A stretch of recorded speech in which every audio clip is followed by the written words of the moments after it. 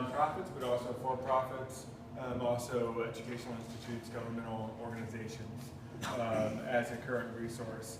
And what we have recognized is that there's a lot of us that we're already there, right? We're already at the table, obviously, and so it's perhaps herding cats. That's what we're going to try to do, right?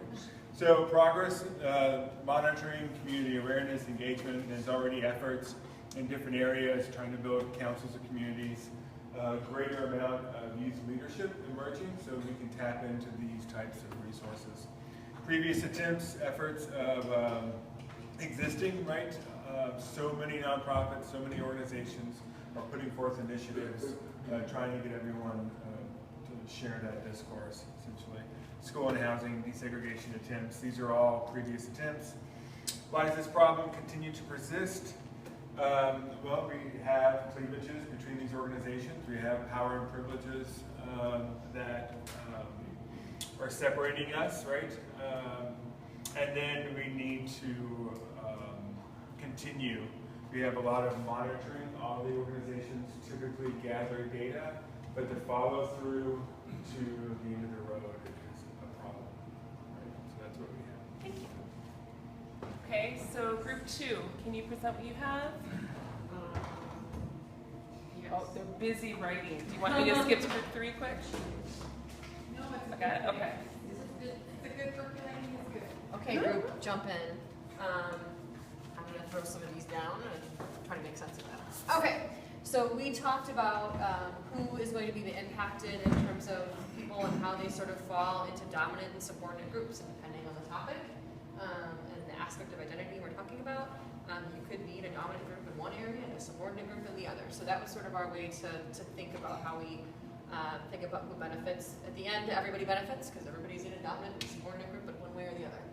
In terms of current resources available to address the problem, we talked about, again, like the other group, nonprofits, business, government, other collective impact initiatives. We also started looking at things in terms of levels.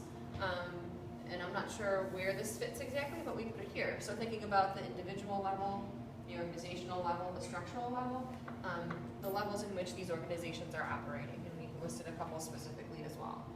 Progress to solution, we didn't really get to. Previous attempts to solve the problem, there are lots, and we do not list them. Why does this problem continue to persist?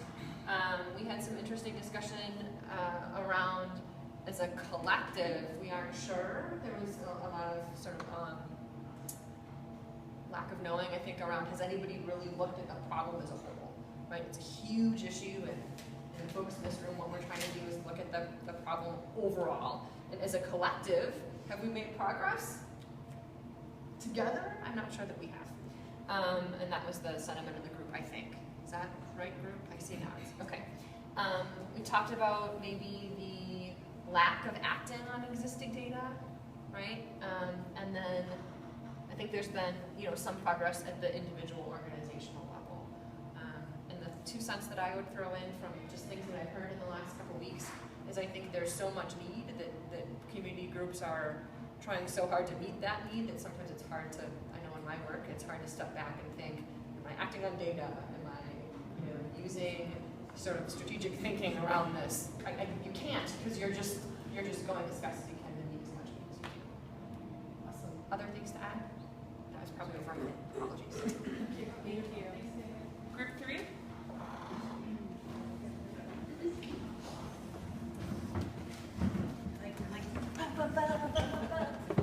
Group 3. So who is impacted? I think there was an overall term of all of us, but definitely we wanted to make sure that we highlighted the most fragile communities, families of color, youth of color, single mothers of color, and then in families of color we also talked about folks that have been incarcerated, folks that are in the system, and how that impacts them. For resources, we also put like a big umbrella term of funders, so government, but also university and United Way. And then we talked about chambers, who is a resource, but it's often untapped. Faith communities, how they are organized. And then libraries, who's also an untapped resource. And for progress to solutions, we talked about this growth in youth leadership, like YGB. And we talked about CBOs and grassroots and how they played a huge role. A huge movement on diversity and inclusion from an employer perspective, both in corporate, largely in corporate, but definitely in nonprofit as well. And then strategic framework from MMSD. We didn't give any particular examples. Previous attempts to solve problems, so attempts currently playing out. We talked about a lot of education-based programs like the Odyssey program, the Omega, Simpson Street, and Schools of Hope. We talked about the diversion programs just overall, including the restorative justice.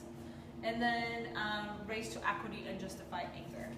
And then why does this probably continue to persist? It was an easy one. Institutional racism, silos, top-down hierarchy, and bureaucracy. And by top-down, we meant that solutions had been imposed on neighborhoods or on people rather than growing from the grassroots or being organic and shared. And then how the funding also happens and